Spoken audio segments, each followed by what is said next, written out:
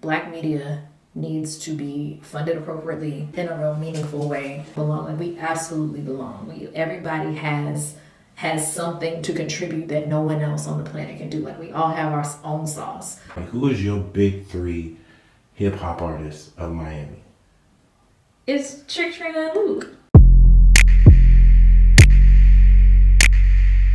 Bang.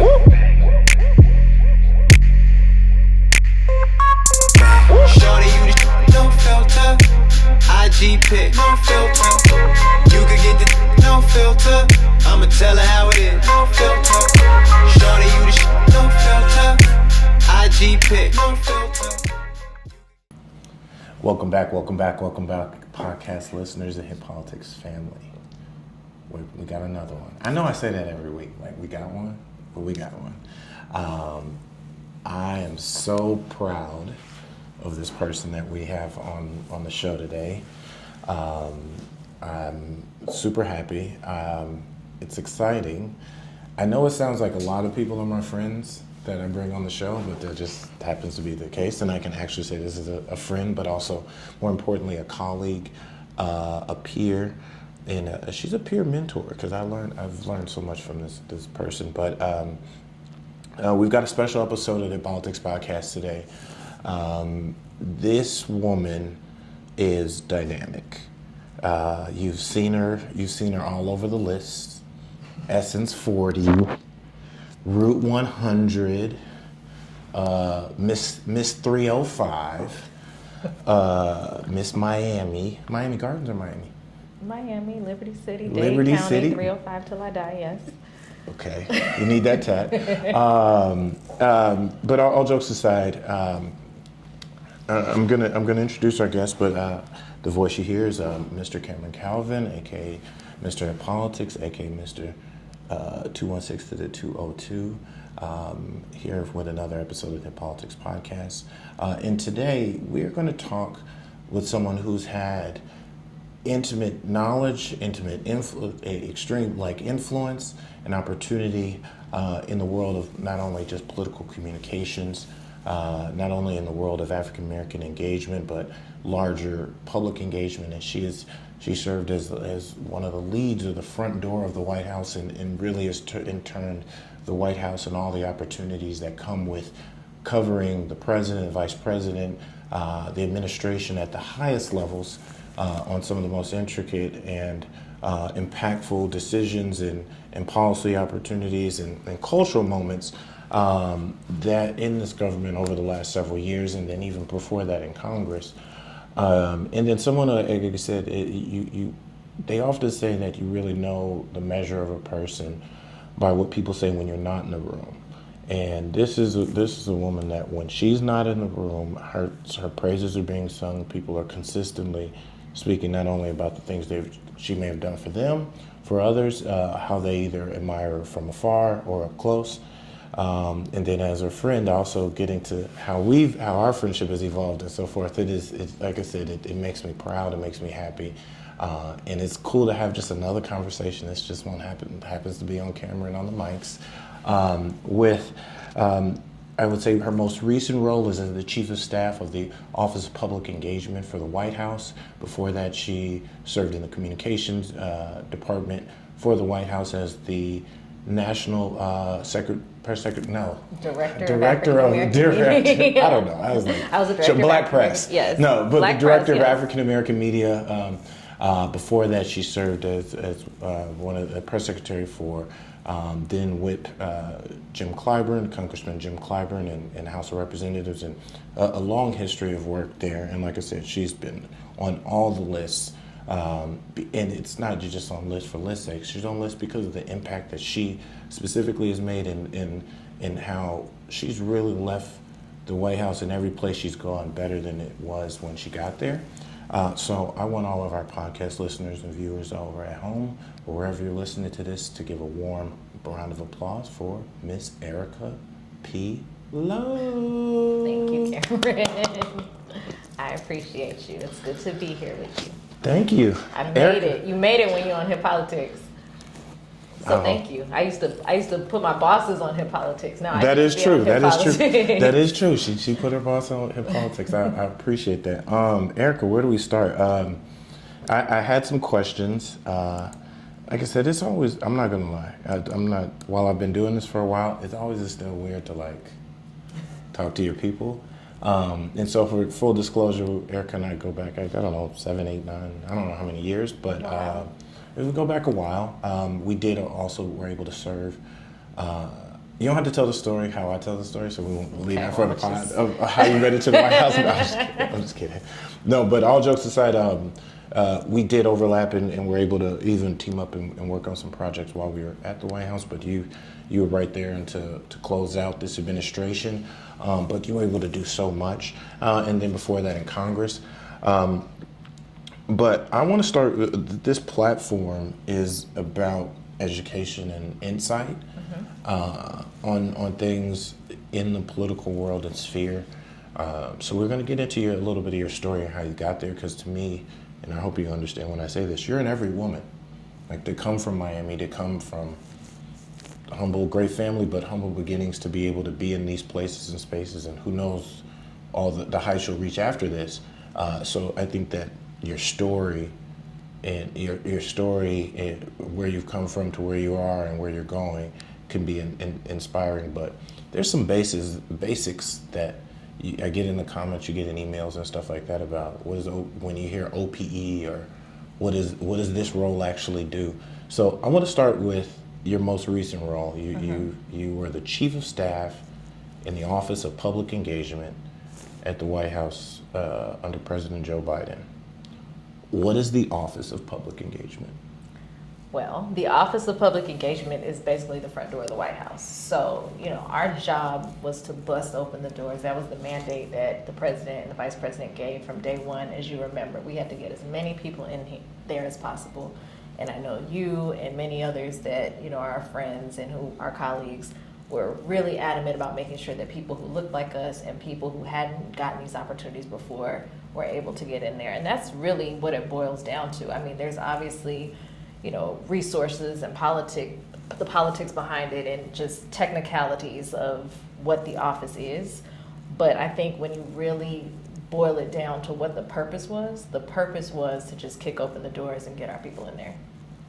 And when I say in there, it doesn't always necessarily mean physically in the building. It may mean the president's on the road and he's coming to your city and making sure that you're there to either meet him or be a part of whatever that engagement is. Or it may mean that he just rolled out some money. We used to call him Money Bag Joe, because there was a time where there was just all this bipartisan legislation coming out and there was all this money going to communities, but people didn't know how to apply for it. So it was like, call the Office of Public Engagement. I may not know the answer, but I know I can air traffic control you to whichever of my colleagues in the federal government does know the answer. So that's what public engagement is. Public engagement. I think that was to me, that's the most fun office. Like, it was great. Inside, because you guys get to do all the cool stuff people see with the sports teams and the big to-dos on the White House lawn, all the big major celebrations. You helped either lead that or be a part of that. Now we worked. All that stuff that you saw, like, it was around the clock. When anything happened in the world, it involved the public, and that meant the people who engaged the public had to be on. So it was a lot of work. But you're right. We also got to do really, really cool things that a lot of other people in offices didn't get an opportunity to do. And I didn't realize that until I switched offices. So I'm very blessed. When you went from comms. Comms obviously had its hand in everything. Like every part of the White House has like a communications component. So there's no question that comms was the center of the universe. But public engagement, like, we got to deal with the people. And that's where the real energy comes from. It comes from the people. Like, we were there because the people put us there. And the work we did was generated by the needs of the people. So, comms, you're more reporter focused. But in engagement, it was our people, and that was a lot of fun.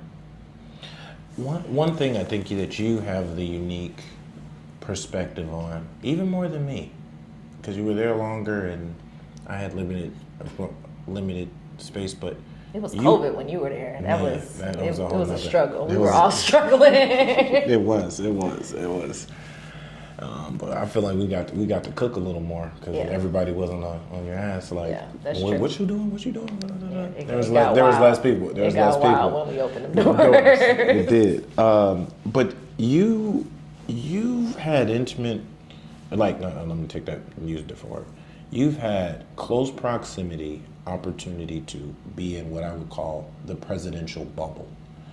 Like, I don't know whether that's a motorcade, whether you briefed the president or the vice president, to be in the Oval Office, see them at different events, when certain leaders or certain organizations or teams or anything of these folks, but you've been in the bubble of bubbles, like even if it's not on a policy day to day, to even be able to, and as chief of staff and working under Mayor Steve Benjamin, who served as the director of Office of Public Engagement during your time. Great man. Good man, Savannah. Yes. But you still got to see that. Talk to me what that is like to, I don't know, maybe brief the president or be in that bubble. Like, were you aware of what you're able to do, and did it ever sometimes hit you like, I mean, it's still Joe, it's still Mr. President, or still Madam Vice President Kamala Harris, and you realize how real they're still humans and people when you get there close, but all of the circumstance, like, take people inside. What is it like to, say, brief the president on an issue, or be in that bubble, like when the cameras are off and like you're getting face-to-face time and work there? What does that feel like? What is it like? It's terrifying. I'll tell you. It never becomes easy. Like, you start, this is TMI, but you start sweating in places you didn't know you used to sweat in, because it's just like you get outside, because there's the Oval Office, and then you have to wait in what they call outer oval, and that wait is just it may be 5 minutes and it feels like all day, because it's just like, I just want to get in there, I want to hear what his questions are, I want to pray that I have the answers and move on. But you get in there, and he's always going to ask you a question that you don't know the answer to. And you also, and this is what really annoys me. Where's my camera? Is this my camera? Because I want to be very clear. Y'all did all that talking about Joe Biden, and I have been in the room with Joe Biden. Joe Biden is always the smartest person in the room. This man has been doing this since before most of us were born, okay? Like, he eats, sleeps, and breathes this. And it is just wild to me that people, after all that he got done, that people would sit here and be like, oh, he's ill-equipped. Sleepy Joe. Yeah, man, that man is awake, and he does not play around. We would get in that office, and he would be very clear that we need to be on our P's and Q's and doing the work for the people. I remember this, I'll never forget this. It was a tragic shooting. I don't remember exactly where, unfortunately, which speaks volumes to how many shootings we've unfortunately had. But there was this tragic shooting, and he was adamant that we needed to make sure the victims of these families, or the families of these victims had resources and help and like the answers that they needed. And I remember him asking, I remember him asking all of us in the room, what are we doing? Like, what are we actually doing to be helpful and provide the resources on the ground? Like, I need to know, what is it that we can do, or I'm going to tell you what it is that we're going to do, which he eventually did. And people were giving him answers, and he was like, that's not good enough. That's not good enough. So I'm over here like, oh, I got the answer. Greg Jackson, who, he's on the ground and who was doing amazing work. And I was like, we have staff on the ground. And it was like, we have a fact sheet. We did a fact sheet. He said, a fact sheet? He was like, you're telling me that people have died. Family members want answers. They want justice. And you're telling me that you have a fact sheet? He was like, oh, you have a very low bar, don't you? And I said, oh my gosh. I was like, okay, shady Joe. But no, I say that to say that he doesn't play around when it comes to the people. And he holds our feet to the fire. He holds us accountable, and he makes sure that the people who work for him are held to the highest standard, because he knows that we would not be in office were it not for these people. Like, he cares about the American people. So if people are experiencing tragedy, very similar to what he has experienced, because he too has experienced a lot of tragedy in his life, he knows that people don't want no fact sheet. They want answers. They want justice. They want resources. They need, mental health support. That's what he was getting at. He knew the answer to the question. He knew what he wanted to do, but he wanted to make sure that we knew the answers. So my bar was low. I had to raise my bar to go up in that oval again. I said, oh boy. So that's what it is to brief at least President Joe Biden. I can't speak for y'all's next president. For y'all's next president. That'd be the funny part. You do that a lot though. You're like, oh yeah. That's y'all. That's y'all. I know who my presidents are. I would say wash the table. Oh, sorry. Kicking the table. No, when you're on, because you're a very passionate person. You get passionate with the hands. No, that's cool. That's cool. I never know what to do with my hands. But that's a thing. I'm asked that same question of like, especially being on the digital team, and so we filmed them. Yeah. And so, yes, we put out the final product, but you had to go through, however, whether it's a couple takes or a bunch of takes or one take, and opportunities to see him like, all right, what am I saying? What's the, and then, oh, can you switch this around? What are the words? Or what's the scenario? And things of that nature. And then so you see him before, and like, that moment before the light turns red and you're about to start filming. Being in that space, even since the campaign, even though I had to do that virtually, it's like, oh, you learn a lot about a person right before they have to deliver some content lines, whether it's important. We got to do some funny stuff. I remember we shot with the Jonas Brothers and like all these different things that you get to see. And being in those moments, you recognize like the sharpness of the man. And then I didn't get to do many meetings, but a few in the Roosevelt. I never got to do Oval Office meeting, unfortunately, but I did a couple in the Roosevelt room.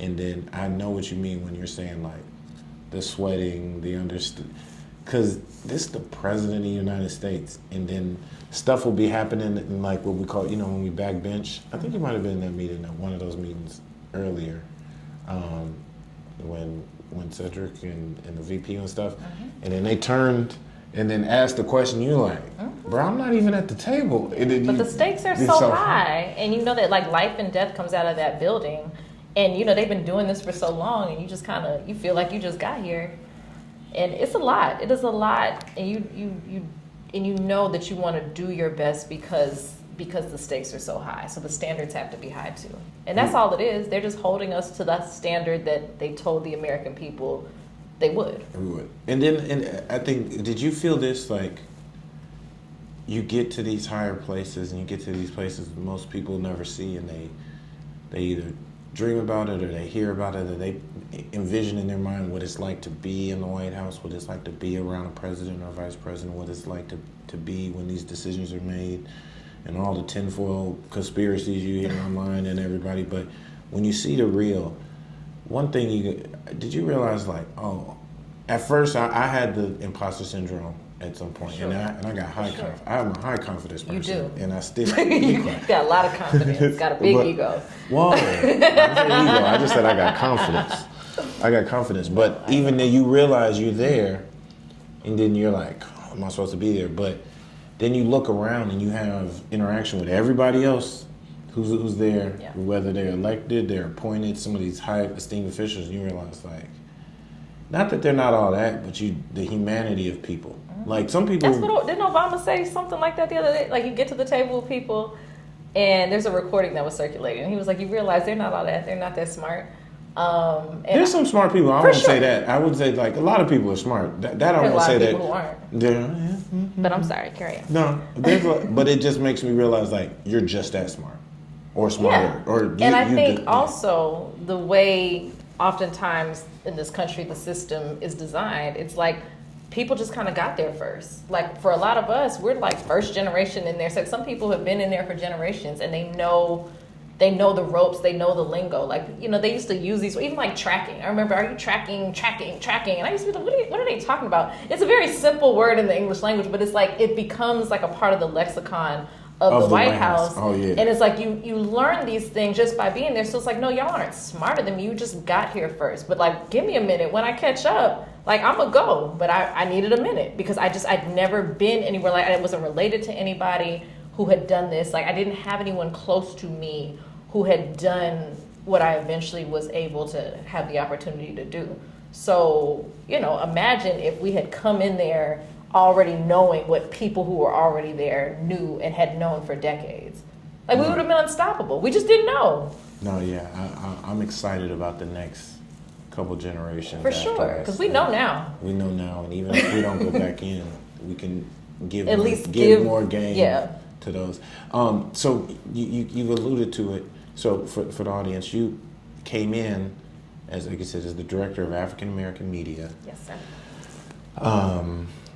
Talk about what that role was, and then I'm going to give my perspective and have a conversation just about how I think you expanded that role unlike anyone before it. But tell me, what did you understand that job to be? Well, again, I think every role that I have or I have had, I have looked at it from one, the lens of equity, and one, making sure that I can provide as much access as possible within the powers that I have. So for me, it's like I wasn't fully sure. I remember calling you when I was talking about I didn't want to take this broke job, and you were like, you need to take this job. And I'm glad that I did, so thank you for your advice. But I didn't fully understand. I had done comms roles before. I hadn't done a role that was like solely responsible for one portfolio. And I really had to get in there and understand, what that meant, who had what. All I knew is that it was my job to make sure that Black press was informed, to make sure that Black press had a responsive contact in me, and to get them as much access as they needed, or as much access as I could possibly provide.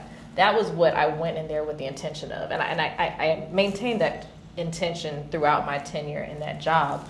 But then it just kind of became so much more. Like, it also, even though it was a comms role, it was sometimes an engagement role, because I realized, a lot of Black media outlets don't have the resources as some of these big boy outlets who have a bureau in DC and can just run down the street to the White House. Like, these people had to buy a plane ticket and fly in because they had like smaller newsrooms. And so it was like you always had to figure out creative ways, because also the news moves so fast that, the White House will make an announcement today, you got to be at the White House tonight. And it's just like, that's not realistic for someone that's in Georgia and has kind of a skeleton crew. Mm-hmm. So it was finding creative ways to make sure, and that's why virtual was such a godsend, and the rise of Zoom during the pandemic, because oftentimes we had to just find ways to get them in the room when they couldn't always be physically in the room. And I think I did that as well as I could. I've gotten good Yelp reviews thus far. I've gotten good. Yeah, you got good Yelp reviews. Because what I'll say is, I hate that it has to be constituency media, because I just wish it was structured different, because it kind of otherizes us, like you and Louisiana, who for years did the Latino press or Hispanic, I don't know what they would call it, Hispanic and Latino press as well. But I also... And there were a lot of others too. There was LGBTQ, and there was A and HBI, yeah. I hate the otherization, but then the flip side to that is I appreciate that at least somebody was focused on it, and you had a name and title, and like to your point, I think, as we know with a lot of Black folks, it's like, well, get one of us in there, get the foot in, and then understand how to open the door for so many people to come behind you. So I think that was something that I watched in real time for you to do. But talk to me about what was it like, especially like digital media sites. There's two sectors of media that I saw have engagement in political media, politics at the highest level, that came under your portfolio that I'm praying to stay there. One was HBCU media specifically. I think a lot of that had to do with like us fighting some of those early narratives of like HBCU funding and so forth, but to get the HBCU buzzes and HBCU grad and Watch the Yard and so many other like digital first sites that got not just one bite of the apple, but multiple bites of the apple and ability to engage. And then I'll call it like formerly gossip, but pop culture, news-ish. We're talking Jason Lee, Hollywood Unlocked, the shade That's what room. digital used to try to beef with me over, who had the territory over those, but we worked it out, and he's my bestie. I love Cameron Trimble. Carry on. But that Yes. the relationships there, to me, that was an acknowledgement of like, hey, this is really where people, Yeah. so many people are getting their information, even if it's not their initial news source. Like, let's just say the shade room alone is a behemoth, I'm sorry, in terms of if they're not the first news source, people are then just recycling news they saw on that platform and then pushing that back out. What was it like from your perspective to like come in there to focus on these news outlets that never had opportunities? Under Trump, none of them did it. Even in Obama, it was very new with digital media, so everything had to be overly scripted. Or it was like you talk to some of the folks from the Obama years, it only in his second term near the end when they started to do like comedy sites and start doing some different interviews with some I would say, for lack of a better term, non-traditional media. But to me, that was a large portion of your portfolio. Yeah. Because often they were either black owned or focused on black people, or even if they were read by others. But like, what was it like to deal with the shade room a lot? Like, in places like that. I mean, I think, honestly, that's what I mean by saying learning as I go, right? Like, I wasn't sure, like the HBCU buzz, those HBCU outlets, that, I think for me, the importance of that really came from all that misinformation early on about how Joe Biden was defunding HBCUs, and that just wasn't true. Like, somebody literally just made that up. He gave more money to HBCUs, $19.3 billion, than any president ever. So it's like you kind of learn where folks are. And then we brought in HBCU journalism students because I was like, there are students at HBCUs that have papers and that have reach. And that's why we brought them in. And we did a press briefing. Like, a lot of that just came from the issues of the day. Shade Room at first, I don't really remember, obviously they had such a platform, you couldn't ignore them at all. But I remember my first real, going back and forth with Shade Room was when I think they published something that I just vehemently disagreed with. And they did not agree with me. I didn't agree with them. We were going back and forth. We were getting people like Cedric Richmond and other people on the phone. And it was just this whole back and forth.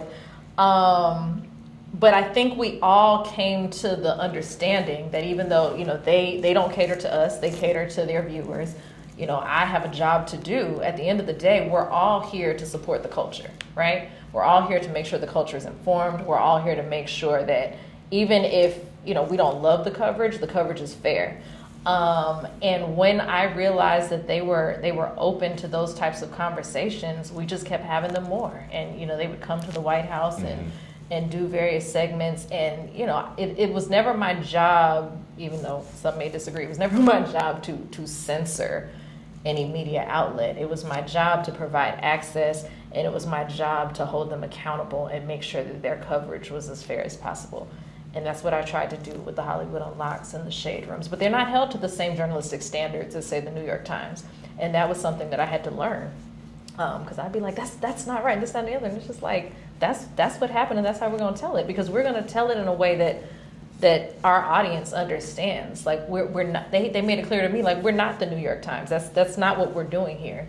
But coming from like traditional comms on the Hill, I'm just like, I want a retraction. I want to talk to your editor. Ain't no editor. You talking to me? I own it.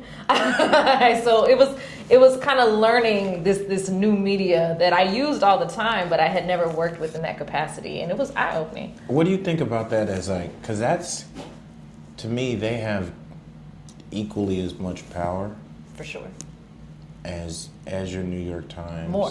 More. Because as when they post ABC, something, it goes Fox crazy, News. And there's nothing that you can do about it. And I think that is very different than traditional media, because you got to wait for your paper to come out. I mean, it may come up online, but social media, everybody is looking at their social media all the time. And I would say they are probably looking at their social media more than they're looking at their news apps. So when that thing goes, it goes. And then people are going to repost it, and people are going to comment on it. People are going to talk about it. Or I think what really is the difference between there versus, say, if a CNN or even if Fox News takes it. Maybe Fox News is a little different. because they have their own ecosystem Yeah. outside of Fox News that can take their slant and then slant it even more. Yeah. But if something goes and Hollywood Unlocked gets an exclusive, the Shade Room gets an exclusive, they've written it in such on their platform, like they're professional headline writers and caption writers, like that is a skill in and of itself. It to is. like, what is that? But then it's all the people who initially get that, but there are so many other microsites or just people who are trying to build their following. All their entire business engagement model is look at the big sites, take that story, twist change the headline a little bit, get another version of their own picture. Sometimes just repost it and put their little logo on it over on top of that, and so it keeps going, as opposed to very rarely is that same level of virality and focusing like, I'm just going to focus what CNN decides to post 100%. or what the Washington Post or LA Times decide to post. And so to me, what do you think about the state of that? Because I think that's a challenge, because to your point, they told you directly, we're not held to the same journalistic standards. This is not the same thing. So you would hope that they're good intention to try to get the truth. And for the most part, they were. I want to be very clear. I did not have. I mean, every now and then you got a bad apple, but for the most part, folks were fair, and that was why we were able to develop like a rapport and provide the access, because they didn't abuse that access.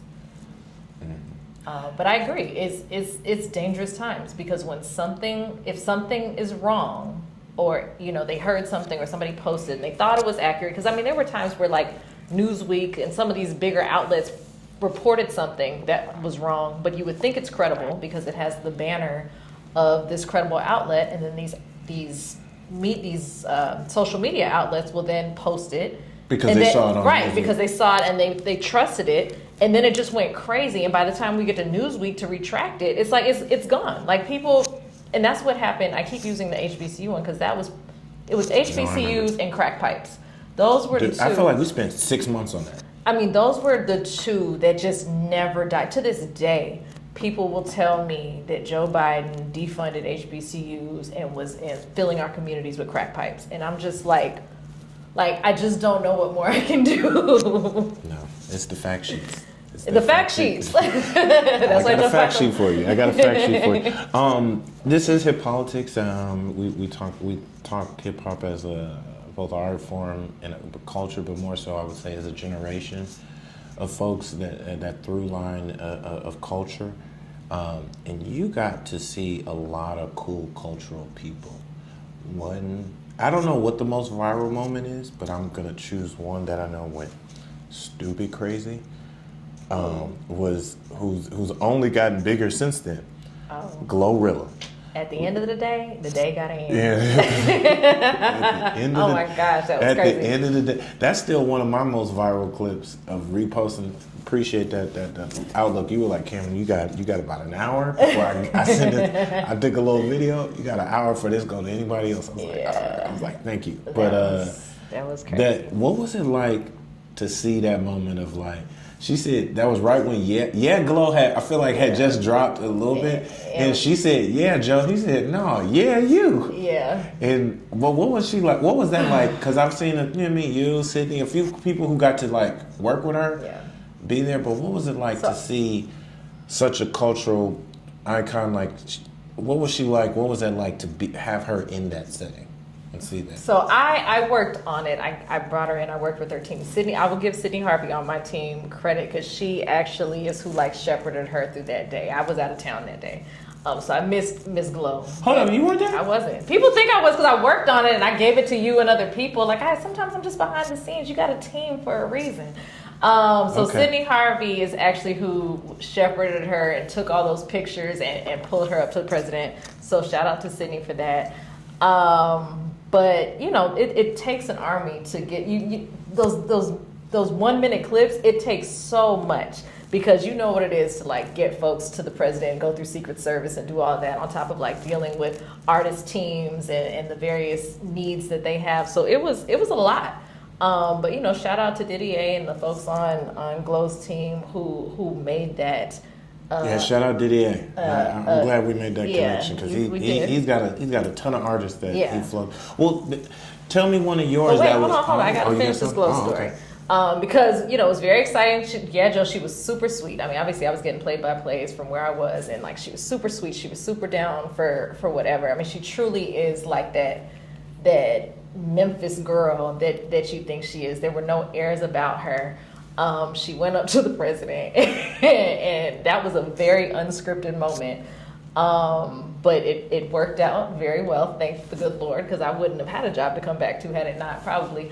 Mm-hmm. And then she went on CNN, and then they asked her all these crazy questions, and that's where she said, at the end of the day, the day got to end. And then that went crazy, and I was just like, it wasn't supposed to be all this. Like, literally, she wanted to come to the White House. We wanted her to be there. And that was what, Women's History Month program or something? I think so, yeah. Women's History. It wasn't supposed to be what it became, I promise. Like, if folks or their reps tell me that they have an interest in coming, like, I'm always going to open the door to them. And of course, we were excited to have her because I'm a super Glow fan. But it became way more than we intended it to be. But she was really great. And everybody was very excited to have her. So I just want to put that out was there. right. That was the follow-up CNN at the end of the day. The day got to end. And I was like, oh my gosh, I didn't even expect her to go on CNN. It wasn't supposed to be all that. And when people are on CNN, that's when everybody pays attention. Glow was like kind of for us. And then you go on mainstream news, and then the white people start paying attention. But no, like I said, she was a class act. She was great. And that was dope. I am grateful that worked out the way it did. Who was? All right, you weren't there for the Glorilla, but somebody you were there for, or a moment, like who was somebody really cool that either really touched you, you may have been a big fan of, or was a really touching moment or opportunity, like with somebody that. Because I know, for me, there's also so many regular people or regular opportunities that you get to see that can touch you. Yeah. But I'm curious, from like a famous person or maybe somebody in hip hop culture, or just somebody like in the culture, like what was a moment or a person that you got to meet that like was like, wow, this is dope. Oh, there's so many. Really cool. I mean, I'm an R&B girl through and through. Like, I love R&B. So, you were very instrumental in the Tank experience at the White House, R&B Money. Shout out to Tank and Zena. Zena was super sweet. I always fall in love with, like, the women. His wife was dope. Yeah, Tank was a real dude. Yeah, he was very cool, very amenable to all the nonsense that comes with doing something like that. Raheem Devon was very cool. What did Raheem come for? He came for Juneteenth. Oh, that's right. He did perform. That was this year. Yeah, and shout out to Joteka Edie who set that up, and he's also so cool and so helpful.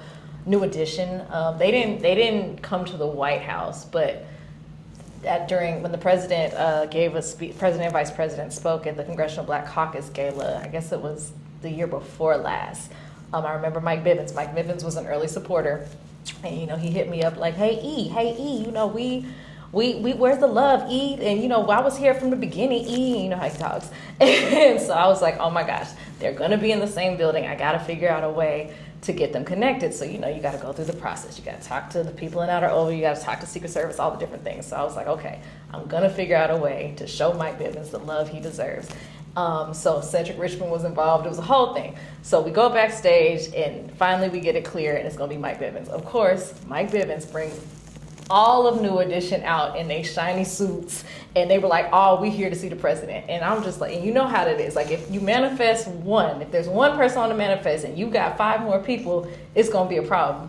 But I'm an R&B girl. I told you, like, it's Johnny Gill over here, it's Ronnie DeVoe, like, how you gonna just improve Mike Bivins like he ain't with all of it? I guess that was my fault, because Mike Bivins is the one who was the supporter. The vocal, So that was the ass. That's on me. So he brings everybody out. It's Johnny Gill. Like, y'all girls be working out to Big Mama and all that. I work out to Johnny Gill because I want to put on my red dress and slip on my high heels. Like, I love Johnny Gill. So I was like, well, I'ma just I'm gonna just get fired today because I'm bringing all these men in these bedazzled suits way across the stage through security perimeter to go see Joe Biden and Kamala Harris today. And oh my gosh, and I remember, I'll never forget Cedric Richmond when I showed up with all these men behind me, and he looked at me and he was like, you are absolutely insane. And I was like, I know, but we just gotta do it. And then of course, once you get through, you know, all the things and you get to the president, vice president, they're like, excited. They love it. Oh, they're like, God. hey, like, you know, it's not them. If you think Kamala Harris wasn't excited to see New Edition, like, it was fine. You just kind of got to get through the security and all that comes with, you know, presidential space. They're in such bubbles, right? That once you get through the bubble, it's like, I can't wait. I'm so glad. I was like, we just gonna do it, and it was me and the men in China. Did you say something to Johnny Gill? Of course I did. I was so excited. I got a great picture with all of them. It's on my IG at Erica Loewe. So check us out, me and New Edition. I was very excited about that. But it's like people don't realize that those moments that are really just 2-second moments, they take so much. But that's the job. It's like Mike Bivens was there from day one. He was literally the first black celebrity to support Joe Biden when he in 2019. Yeah, he had hats made, and New Edition. You know, they're icons. They're legends in our community, and that's why our job is important. Because you know, not everybody in the bubble per se necessarily grew up on New Edition, but we did. We know what they mean to our community, so it was like they absolutely had to be there. But it was a process, and I took all of them there, and I just think, once again, like with Glow, I thank God I still have my job, or still kept my job. No, that was dope. New Edition, up close and personal. I've got to meet Mike Bivens a few times. He does talk like that. He's like, I was there. He'll let you know he was the first. Yeah. He's like, I was there from the beginning. I was there at the beginning. He will definitely let you know that. He did. Kind of switching gears a little bit. So, like I said, you're leaving the White House. You're at this great place. There's accolades and get to meet all these cool people. But before that, you were in Congress. But like, take me back a little bit to, like, you're from Miami. Dade County, 305. Oh, Trick Daddy. Hold on. I'm sorry. Don't tell me Trick Daddy came to the White House. No, I tried to. Oh. I met him at the BET Awards. You got and now that would have got you fired. Excuse me. I just want to say, now that was one of the coolest moments of my life. I got to meet Trick Daddy and I met Trina. And I remember Trick Daddy, I met him. I was like, my name's Erica Loewe, I'm from Liberty City. I'm at the White House. He was like, what White House? I was like, the White House. He was like, what you mean, the White House or a White House? And I was like, the White, he said, in Washington, D.C.? And I was like, yeah, it's Trick. And so he was like, nah, I don't believe it. So I hit him up and I was trying to invite him and he was like, nah, I'm not going to pass that. And I was like, what you mean, Trick? Like, please come. It didn't work out, unfortunately. But I just want to put out there that I love Trick Daddy Dollars. I love Trina. I grew up on them. I eat, sleep, and breathe Dade County in my soul. And it was very exciting to have the opportunity, because I had those opportunities because of my role in the White House and having to go to these various events. So meeting Trick Daddy Dollars and Where'd you meet him? You said the BET one? I met Trick at the BET Awards. I met Trina at the Hollywood Unlocked Awards. And those were absolute career highs for me. I cannot leave hip politics without shouting out my Miami-Dade County hip-hop icons. Don't take this the wrong way. I'm kind of glad you didn't get the Trick Daddy approved. I don't like that, Cam. Trick Daddy, you were welcome anytime. And whenever Democrats get the White House back, you Trick are Daddy always welcome to the White House. We'll figure it out. I love Trick Daddy. I'm a huge Trick Daddy fan. I still got Shut Up and Let's Go as two of my main workout songs. So I grew up on Trick Daddy and Trina. But that is, Trick Daddy be online.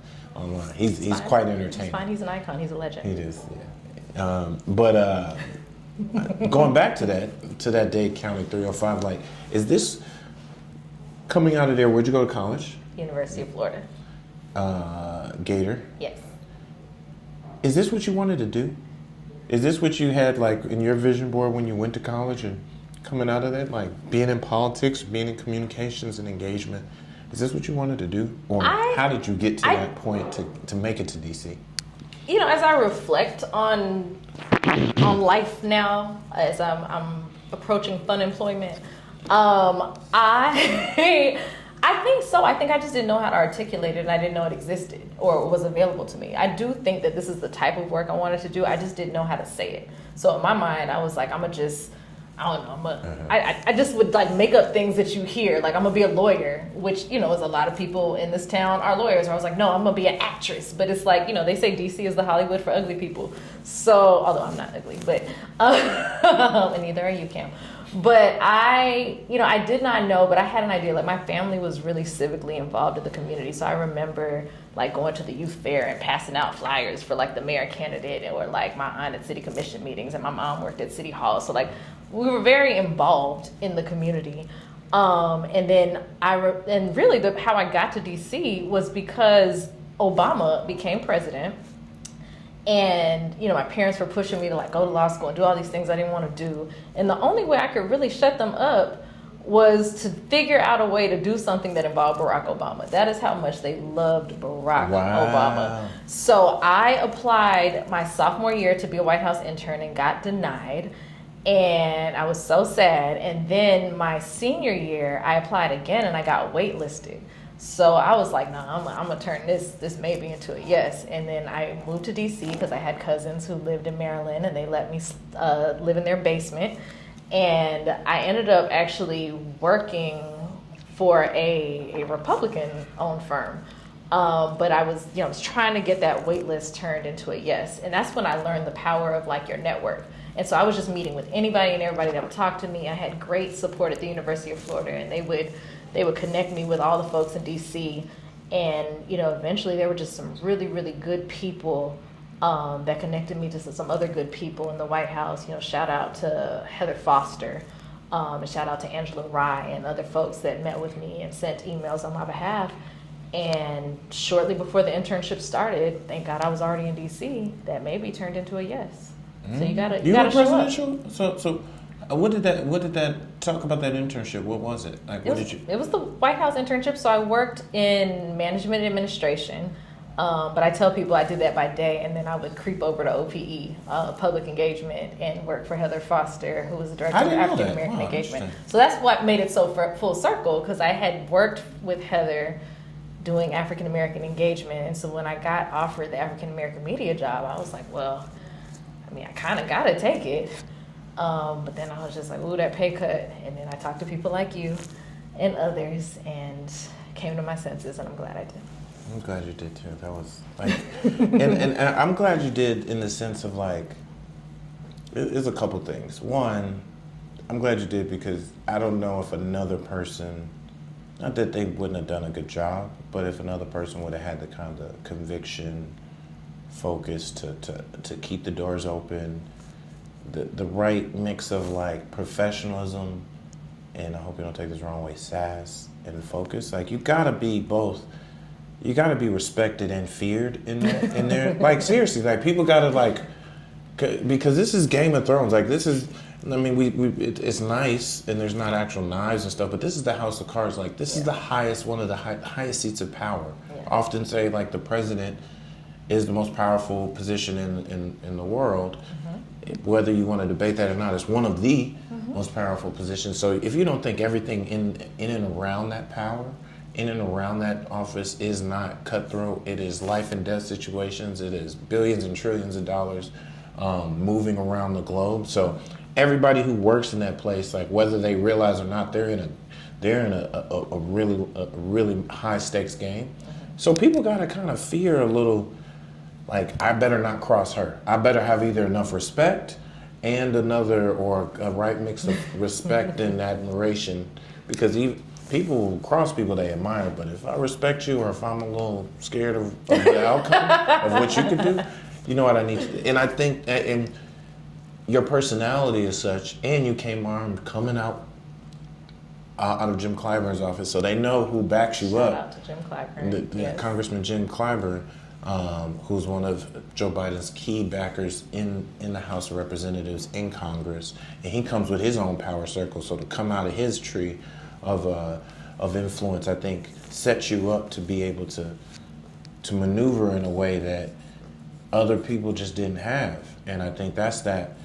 We talking insider baseball right now for the average person who's not deep into how the politics of politics. But I think that's. I'm not going to say I was some clairvoyant who understood it that deeply, but I understood it enough I think that was some of the conversation I had. Like, I understood it enough, knowing your personality as I did then, but like, yo, there's not as many people who can do the job the way you could do it, and you took that and did it to a whole nother level that I didn't even know.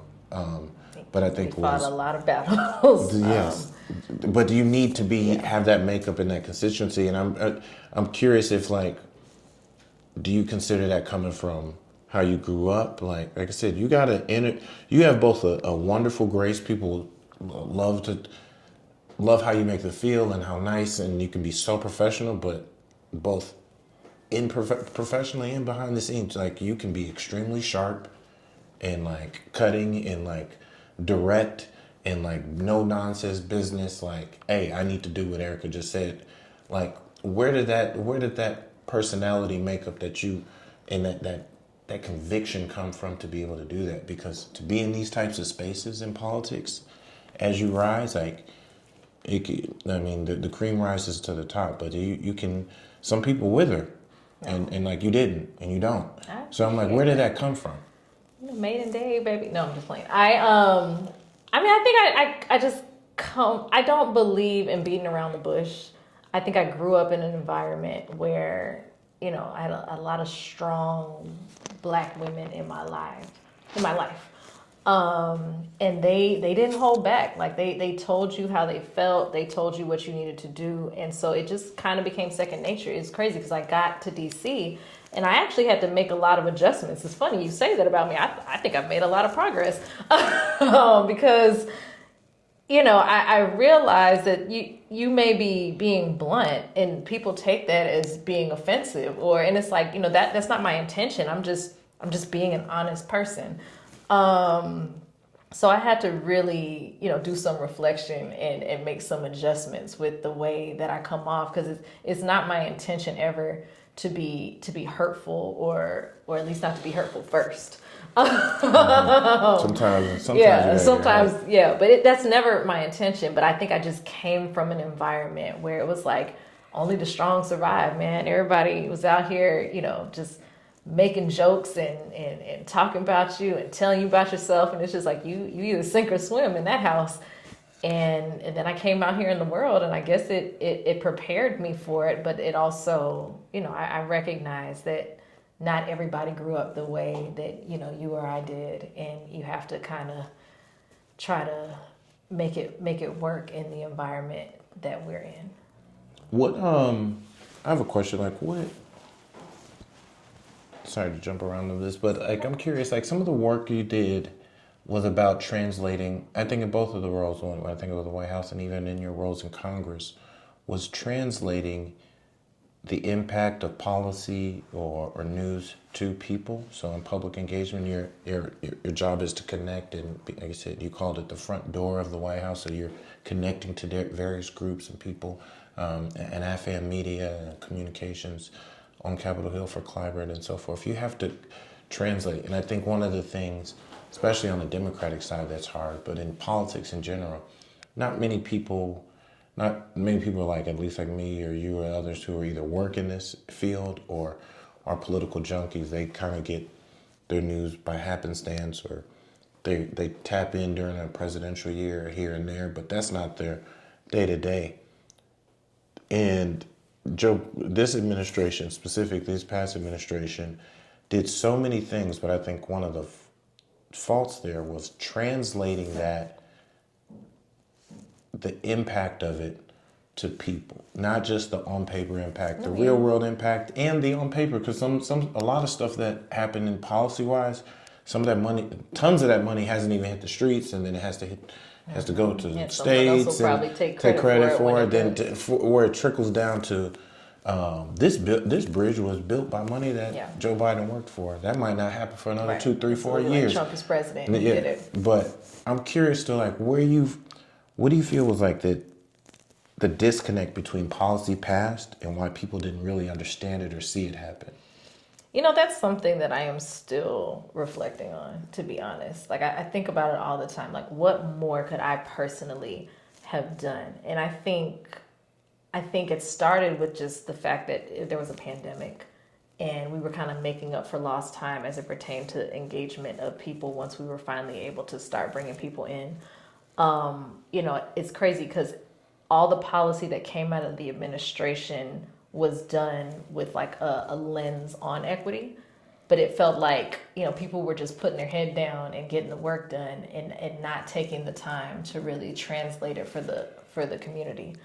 I did as much as I could do, and I know you did, and Trey and Vince and others who were there pretty early on, but like, it couldn't just be us, right? And I think that there will be, in the postmortem, there will be a lot of conversations, and I hope, lessons learned on ways that we can kind of attack that early on and get the translations out there in the way that we know it needs to be translated for people to be interested.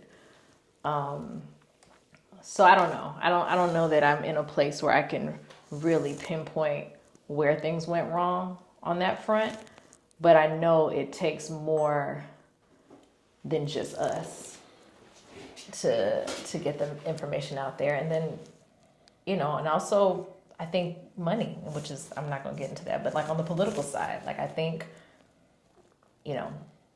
Black media needs to be funded appropriately. Black media needs to be just engaged all around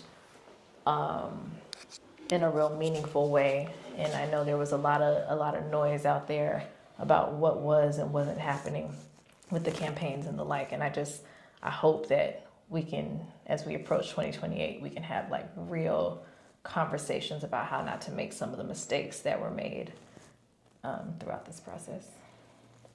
Is there one thing that you would have done differently if you could, knowing what you know now, if you could go back in either one of your roles over the last 3-4 years? I'm sure there are many things that I would have done differently. Better question. If you could go back to Erica in 2021 and write a one pager, so you can't tell her everything, you can't do it all in one page, but you give her one pager that had some things to know, or make sure you watch out for this, what would you tell yourself, knowing how things have happened, how it works, and all this different stuff? Like, what would you have told yourself a few years ago to prepare you to not do something you wanted to do different, or be ready to make a different decision, or do a different action, or help in a different way, or focus a different place, or something like that? What would you tell yourself from a few years ago to like prepare? I think it's a lot of the things that we talked about now. I think it's, maybe not always be so rat-tat-tat, and maybe just, talk it out and understand that there are a lot of other, just because you're working on, Black media, there are a lot of other factors at play, and maybe, just kind of be as collegial as possible at times. I'll own that. Sometimes I was like, no, we need to do this now. And that's just not always the reality of a place as massive as the White House. So I'll own that, but only that. I think also just sometimes you have to just kind of like let it work itself out. And like not work against yourself. I think so many times, like we over here doing fact sheets and we doing this and we're doing that, and it doesn't have to be that hard. I think it's also what we said about that imposter syndrome.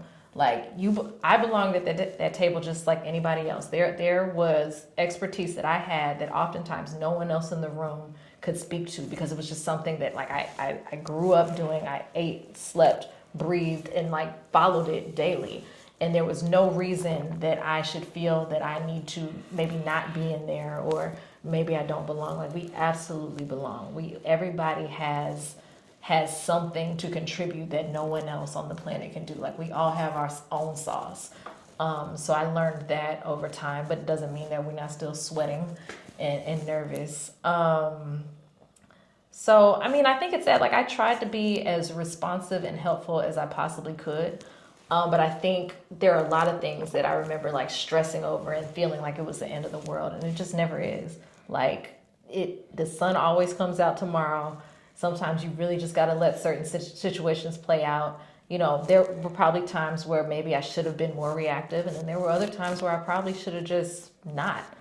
But hindsight is 20/20. So, I mean, I don't know that there's a whole lot that I would have done differently. I think I would have just probably taken care of myself more and not dedicated so much of my energy. That's self-care. But that's what I'm saying. Like, you know, I'm out here just fighting all these battles, and it's like, girl, it's gonna be all right. Like, at the end of the day, You used to say that a lot, and especially at the end, like.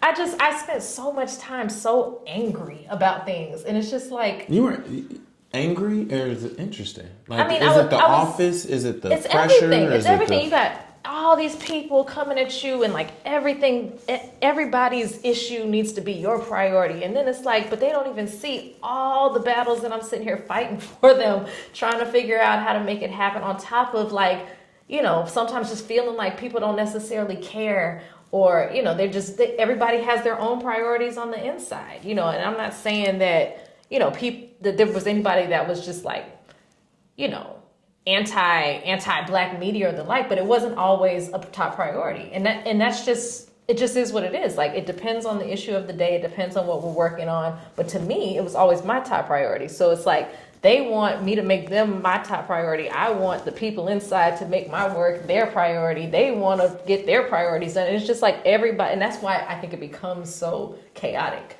because it's so high stakes and it's so fast moving, and we're just all so stressed out all the time. And so it's like, I spent so much energy, ate so much bad food, gained so much weight where I can't fit in my clothes no more. I mean, these jobs really take a mental, financial, physical, just emotional toll on you. And in hindsight, there were so many issues that I probably could have just let play out, because it always worked out in the end, because I've been God's favorite a long time.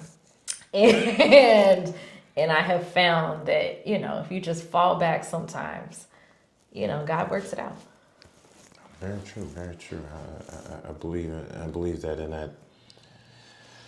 To your point, I think it's a catch-22 of, like, the not staying stressed out. I have a little bit of a different philosophy of, like, I believe you need a little healthy amount of stress, kind of that foot in the ass theory. And there's for sure, no question. To me, it's also a place where it's like, well, I'm super stressed out. I'm like, well, this is the White House. If you're gonna be stressed somewhere, and there was more than enough to go around, but I didn't need to take any of it on by, like, you know, fighting battles that I didn't necessarily need to fight. You're right. A couple last things, and then go on to your big three. But who inspired you? Who do you look up to, like, in your role, or maybe it's in your, like you said, you didn't know how to articulate. I say that all the time, and one of the reasons why I try to be more and more visible and, like, and also make this shit look good, like, in terms of being in politics and fun, is like, because I recognize that I could, 20 years ago, when I was in college and stuff for high school, I definitely had no idea about what my career would be, or what these opportunities could be, like the opportunities and the experiences you can have, the money that's out there to be made. Some of it also didn't exist, but I think it is critical in this day and age. And like I said, I really do hope in your future you continue to be more forefront and continue to have some public-facing place, because you are so relatable. You can come from relatable means, and you still are. And it's important that people can look up to people to say, like, oh, I want to do that, or a version of that, or at least see something done, so they can at least know, at the very least, that's possible, and then they can dream even bigger and do something more and follow those blueprints. But I'm curious who in this world of comms and engagement and in the place that you've been over the last 10 plus years or so in politics and stuff, like, who do you look up to? Who's been some of your inspirations, or folks who've inspired you or mentored you, or things of that nature? Oh, there's been so many, and it's so many, oftentimes just like behind the scenes folks that really don't get their due. You know, in the White House, there are people like Shalonda Young, who runs the president's $7 trillion budget, a Black woman who was very instrumental in kind of helping me with a couple things. You have Shawanza Goff, who was the first Black woman to run the president's legislative affairs process. Like, the president got a lot of important money-making legislation done because of the work by people like Shalonda Young. You have Karine Jean-Pierre, the first Black press secretary in the White House. I mean, those are women. Obviously, Steve Benjamin. I mean, I would not have a lot of what I've been blessed to achieve or the opportunities without Steve Benjamin believing in me and giving me that job. And there's people I've been able to watch from just by working with them and for them. Maxine Waters worked for her as her press secretary. One of the strongest people that I've been in the room with. People that I've gotten to meet over time, like Yvette Noel Shore, who has been a really incredible force behind Beyonce. There are so many, and I probably should stop naming them because I'm gonna forget somebody. But then there's also like just peer mentoring and the like people like Winter Woldemariam. Like, that's somebody who she's a lawyer here in DC and has done a lot of amazing stuff on the Hill and the Office of Management and Budget and the like, and just someone who is just always available to just hear me, whether it's complain or to proofread something, or you need those people. Joteka Edie.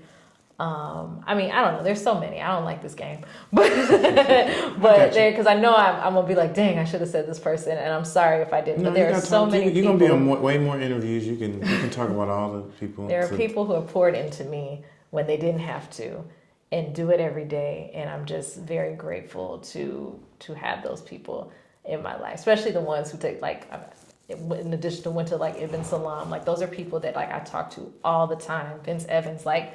And will just like either talk me off the cliff or lift me up to stand on that cliff and be brave enough to do it. And people like you, Cam, like I guess I wouldn't have took that broke job. That job was broke. And By broke, she mean you don't make no money. And I was not going to take that job. And Cameron Trimble told me I was crazy not to take that and job. I'm sorry for the way I said it. I know we had to work real blunt about it. We had to work through his delivery was worse than mine, and my delivery was pretty bad. But I'm glad you heard the essence. But I needed it, and I'm grateful for it, and I'm better off for it because you took that call when you didn't have to. So thank you. No, you're welcome. I appreciate you. You've done way more than you can ever know to help me out and help a brother out too, especially. And all we're trying to do to navigate once you get out of those spaces and stay connected to them, or continue to try to make impact, try to make a couple of dollars, try to put people on, try to keep. I think one of the things I always say is like, people don't really have any sympathy for winners. They love to say, oh, you winning, you doing this, you doing that. It's like, bro, you don't understand how much help you still need to do to keep winning, and to keep doing stuff, and like, all right, like keep pushing the envelope and like keep creating spaces. And it's not like you're doing it to be selfish or anything. You just, bro, it takes a lot. So like folks like you who continue to support me once I was out of those spaces, allowed for even this platform to continue to grow. Wrapping it up with like two last questions. One. And I want this to be hyper specific to the last 3 years. Let's say, 2021 to now, 3-ish, 4 years or so. Since you specifically were in your White House, and all you were able to experience, see, work on, people you were able to meet and so forth. What's one thing that really sticks out that you learned? And whether you can take that question anywhere, whether you learned that Area 51 or 57, whatever really exists, UFOs, whether you learned a ism about yourself, about something else, about the country, about people. But I'm just curious a thing, whether you journal or something like that, but just a thing you learned that you think people would love to hear. Gosh, I learned so much. Cam? At least one. Give me 1, 2 things, whatever. I learned that I think I always knew this, but this job really showed me that I can do anything I put my mind to. Like, now I may not do it in the immediate. I may need help. I may be, battle scarred and bruised afterwards. And I was. But if there was something that I was really, really passionate about, I can figure it out.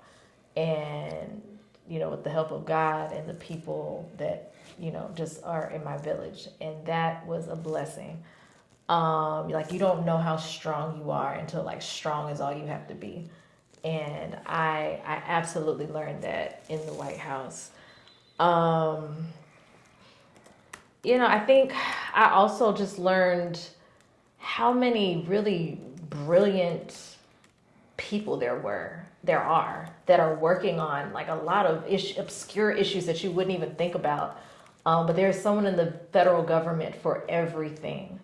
And you know how vast it is, and it's hard when you're on the outside because there's all this red tape. But there is someone in the federal government or in the White House that has jurisdiction over like anything you can possibly think of.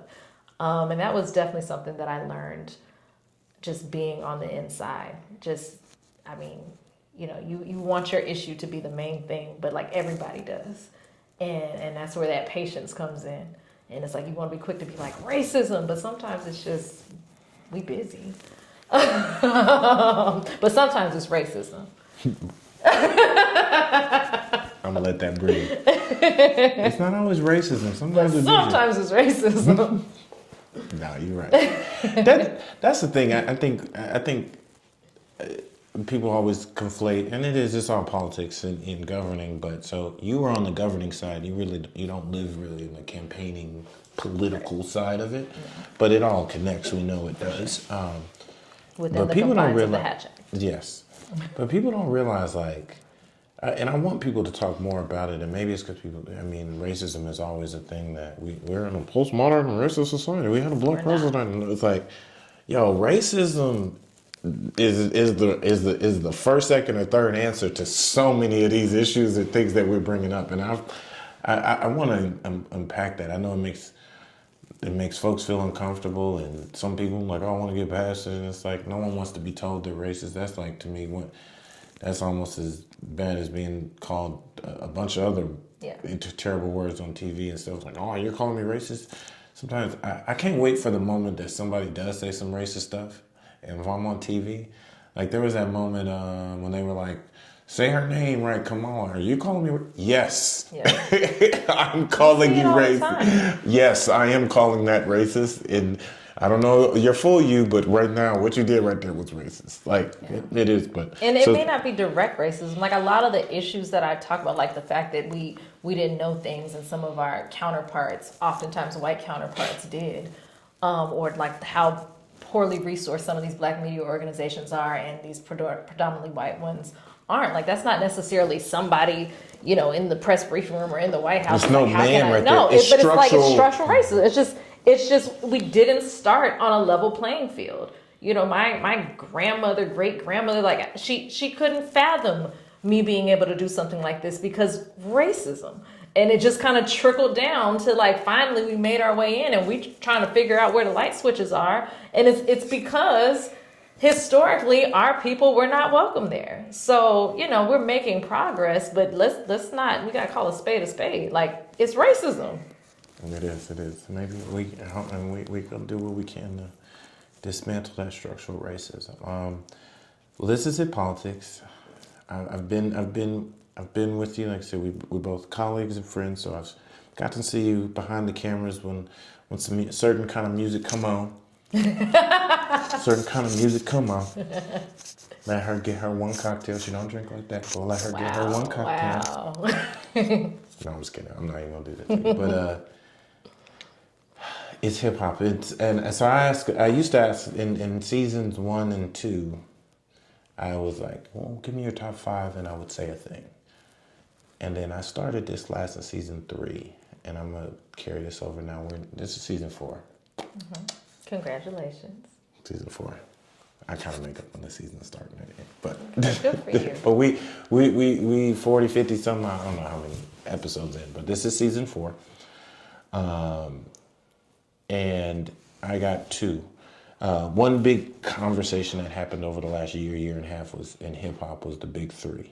It was that J. Cole, Drake, and Kendrick was started the whole Drake and Kendrick back and forth, J. Cole, and now who's the big three? Is it Future, and Travis Scott, and Kendrick, and all this. But instead of going top five, or your Super 7, I'm going to narrow it down to 3. 7, my gosh.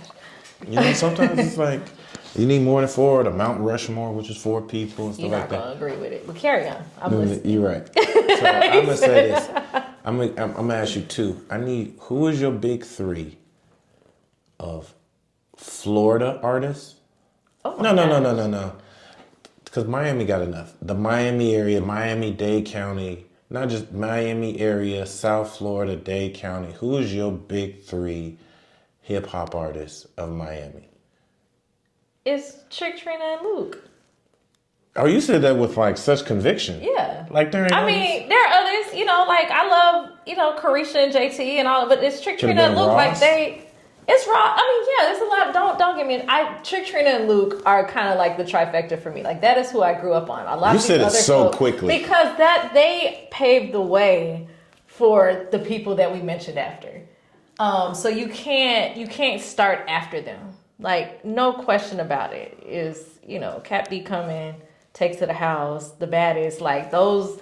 That's just. They laid the foundation for what was to come.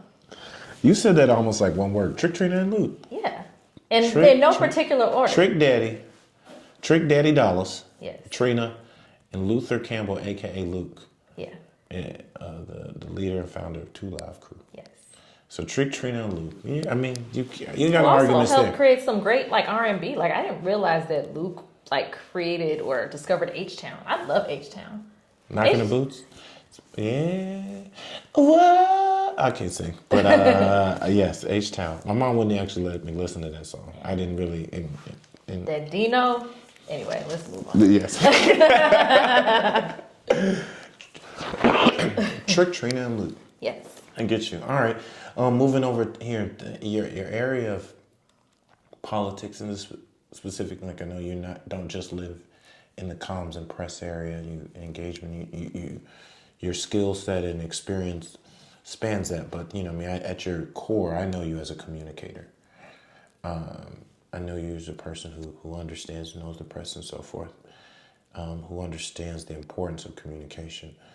Talk to me. Who do you think is the big 3, your big 3 of political press out there? People. Who is your I big don't want to 3? do that. Who's your big 3? This is if you're not in the big 3, that does not mean Erica No, I'll do it for you. That does not mean Erica don't love you. That doesn't mean she don't respect you. But I know. This is horrible. No, the reason why I need this is because you're going to shout names out. No matter who you say, you're going to shout names out that the community, the hip hop community needs to understand who to even be listening to and paying attention to. That does not mean other people aren't there, but I'm curious who your big 3 is in political press. Name your big 3. Not people who work on our side. The press, the media, the folks. Give me your big 3. And Okay, we're talking about reporters and press, journalists. whether it's reporters, on-air people. All right. Let's just get this over with. Who's your big 3? I'm gonna talk about the people who have directly impacted me. I don't like this. I just want to be very clear, and I think 3 is not enough. But I'm gonna talk about the few. So I mean, April Ryan. I'm gonna get like April Ryan is an icon, a legend. She just celebrated 28 years at the Griot, and just that whole Griot fam, like Jaron. There's Natasha. Others like those people really did a lot. Dr. Ben Chavis. He also is someone who has laid the What's his role? foundation. He is the president of the National Newspaper Publishers Association, so all the Black-owned newspapers fall under the umbrella of NNPA. He used to be head the NAACP. He's done a lot of different And roles. for hip hop, you may know Ben Chavis. If you don't know anything, if you ever saw Belly, the last when he was the last scenes of Belly, where the FBI or whoever it was like try to get DMX to go assassinate somebody who was like supposed to be. They almost had him like a Malcolm X leader. That was actually Ben Chavis and Belly, the guy with the glasses that they had sent him to assassinate, but he ended up transforming DMX's life in that movie. That's Dr. Ben Chavis. He's been down for decades as a civil rights and social leader in our community. There's so many, Cam. Munson Steed. I remember Munson Steed. He runs Rolling Out. And I say Munson because Munson was probably one of the first people that like took my calls and started taking like surrogate interviews, and like even people that, you know, there are people that, not like the big names, but like kind of the names that people weren't that interested in. And Rolling Out was absolutely an outlet that provided us a platform. So I'm gonna get, but it's more than 3, Cam. I'm not gonna let you do this, man. I mean, you got Barku and Caroline at Essence, and you got the folks over at Ebony. Like, there's so many, and then you've got like the new media folks. Like, I love Jason Lee. We don't always agree, but I love Jason Lee. I love the guys at the Breakfast Club, Robin at Baller Alert. Like, there's so many just trailblazers out here in media. But we got Munson, Dr. Chavis, and April Ryan. That's a No, good big three. No, I don't like that. I don't like that. Shout out to Tasha at The Root. Like, I don't like that. I don't have a big 3. But there are some definite trailblazers out there. And I have named a few because I'm sure I forgot something and charged it to my head and not my heart. That's why we all love you, and that's why we care, because you're not leaving people out. Let's go back to Miami hip hop. That was easier. You're not leaving people out. Well, Erica P. Lowe, Erica Patrice Lowe. I love the new email. That's the new email. That's how the rebrand starts. But if no. No, I didn't say what your email was. I mean, you put it out there what your middle name is. It's Googleable. I did. I'll beep it out. I'm just but that's kidding, not your Cam. email. I don't care. I'm just excited about. Do you know what? We talked a little off camera, but I'm curious. Like, what do you want to do, or what impact do you want to make in your future? That's what I'm. Last question. I'm gonna just say this. I don't. You're getting real deep. I don't know what tomorrow holds, but I know who holds tomorrow, and that is enough for me. And I'm going to rest. I'm very excited about rest. I'm going to go to a beach, get out of DC for a little bit, and then come back and reflect and journal and do all the self-care things I neglected for the last 4 years. And then, hopefully do some work that is impactful, but also pays me money. Which doesn't happen in public service. No, that's good. Well, Erica, thank you. I mean, like I said, you're part of the Route 100 Essence. You're so many, all the accolades, all the energy that has come your way. Like, you beyond deserve it, and it's an honor to have worked with you and served with you up close and personal. It's an honor to call you a friend and a colleague. I'm excited about your future. I'm excited on how you use your voice, your platform, your skills moving forward. I mean that genuinely. I think our community here at Hip Politics, and I think the larger community, definitely Black folks, but American public in general, were well served by the work that you did, and were able to usher in the opportunities you gave folks. It's not every day people get to do what you got to do. Like I said, I'm excited about what you're going to do in the future. So thank you for finally giving little me a chance to have a sit down on the mics. But if you want to share just how people can contact you or stay aware of what you're doing, do you want to share your socials? You can hit me on the socials at Erica P. Lowe.